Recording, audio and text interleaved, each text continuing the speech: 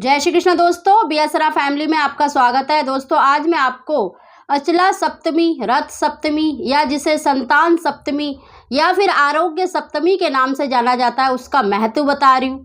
इस दिन सूर्य देवता की पूजा क्यों करनी चाहिए उसका भी आपको मैं जानकारी दे रही हूँ, और इस दिन आपको सूर्य देवता की उपासना करने से क्या लाभ मिलता है उसकी संपूर्ण जानकारी दे रही हूँ, और आपको विधि और उपाय बता रही हूँ जिससे आपके हर क्षेत्र में आपको सफलता मिलेगी। चाहे सरकारी क्षेत्र हो, चाहे समाज में मान सम्मान चाहते हो, या रोग आरोग्य शरीर चाहते हैं, या संतान की इच्छा रखते हैं, तो आपको सूर्यदेव की उपासना अवश्य करनी चाहिए। दोस्तों उसे जानने से पहले जो पहली बार मेरी वीडियो को देख रहे हैं प्लीज़ मेरे चैनल को सब्सक्राइब करें, बगल में बेल आइकन को दबा दें जिससे मेरी आने वाली सभी वीडियो का नोटिफिकेशन सबसे पहले आप तक पहुँच सके। दोस्तों जैसे नाम से ही आप समझ पा रहे हैं कि जो अचला सप्तमी होती है यानी सूर्य देव को समर्पित है।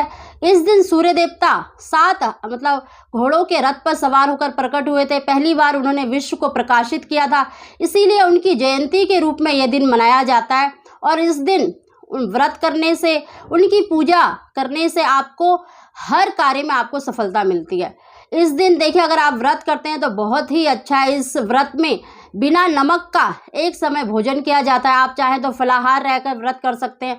तो आपको हर क्षेत्र में, चाहे आपकी जो भी इच्छा है, संतान की है, आरोग्य शरीर की है, या पापों से मुक्ति चाहते हैं, या फिर आप किसी भी नौकरी व्यवसाय में वृद्धि चाहते हैं, प्रमोशन चाहते हैं, तो इस दिन सूर्यदेव की आराधना अवश्य ही करनी चाहिए।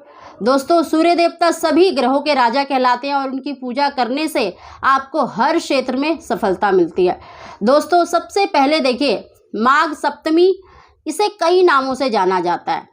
तो आप इस दिन माघ सप्तमी के दिन, अचला सप्तमी के दिन सुबह स्नान करके देखिए, इस दिन नदी में गंगा स्नान का विशेष महत्व माना जाता है। अगर आप किसी कुंभ में स्नान कर सकते हैं तो बहुत ही अच्छा है, नहीं तो आप अपने घर के ही स्नान के पानी में थोड़ा सा गंगा जल डालकर अवश्य ही स्नान करें।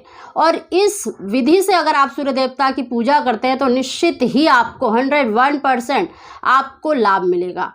दोस्तों चाहे आपकी कैसी भी मनोकामना हो, कोई भी मनोकामना हो, आपको सूर्य देवता की आराधना अवश्य करनी चाहिए, क्योंकि ये सभी ग्रहों के राजा हैं और सभी सुखों को देने वाले हैं। अगर आप अपने सूर्य को मजबूत कर लेते हैं तो आपको हर कार्य में सफलता मिलती है। तो दोस्तों सबसे पहले देखिए सूर्य देवता को जल अर्पित करने का जो समय है, देखिए 8 बजे से 10 बजे तक आपको कर लेना है, और ब्रह्म मुहूर्त में जगते हैं तो बहुत ही अच्छा है। देखिए जो तांबे का लोटा होता है उससे हमेशा सूर्य देवता को अर्घ देना चाहिए। और देखिए जो नित्य प्रति सूर्य देवता को जल अर्पित करना चाहते हैं, या अभी तक उन्होंने कभी सूर्य देवता को अगर जल अर्पित नहीं करा है, अगर वो शुरू करना चाहते हैं तो इस दिन से शुरू करते हैं तो बहुत ही शुभ मिलता है, बहुत ही अच्छा है अगर शुरुआत करना चाहते हैं तो। देखिए आपकी जो भी इच्छा है, चाहे नौकरी में, व्यापार में वृद्धि चाहते हैं, सूर्य देवता को जल अर्पित करने वाले लोटे में आपको क्या अर्पित करना चाहिए।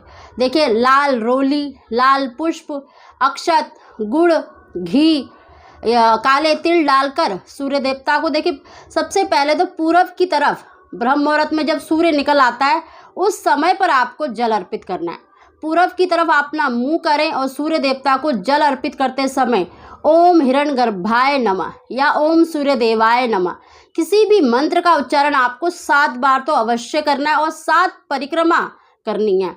और जहाँ सूर्य देव दिख रहे हैं, उनकी किरणें दिख रही हैं, उसी तरफ मुंह करके आपको सूर्य देवता को अर्घ देना चाहिए।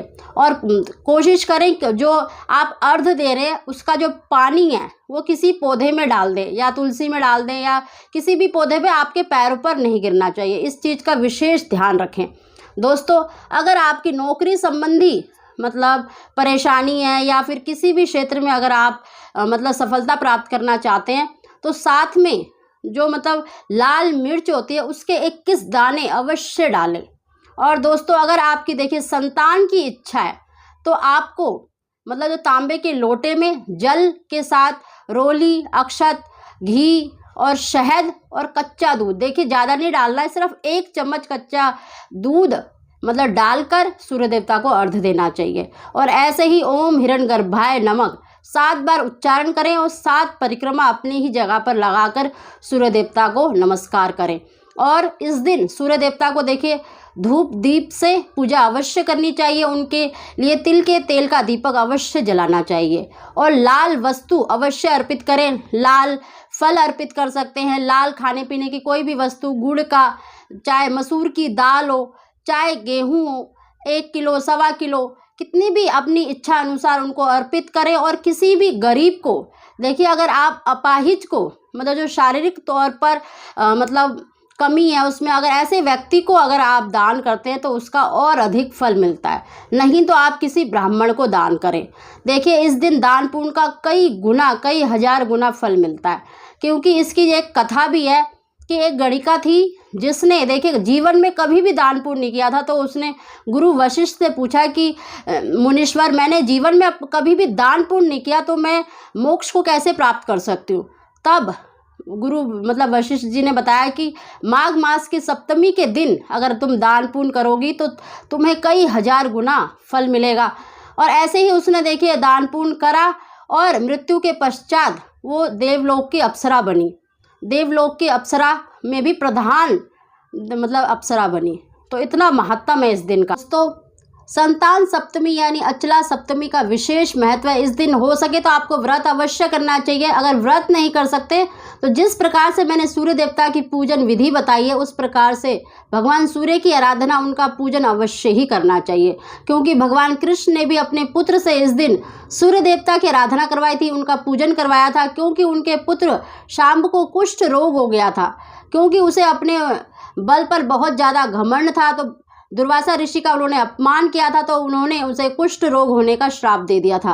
और भगवान कृष्ण ने सूर्य देवता की आराधना करवाई थी, इसीलिए इस दिन को आरोग्य सप्तमी भी कहा जाता है। अगर आपको कोई भी रोग है, कोई भी बीमारी रहती है, तो इस दिन सूर्य देवता की आराधना अवश्य करनी चाहिए और आपकी हर मनोकामना अवश्य ही पूरी होगी। क्योंकि सूर्य देवता सभी ग्रहों के राजा कहलाते हैं। अगर उनको प्रसन्न किया जाता है तो आपको हर कार्य में सफलता अवश्य ही मिलती है।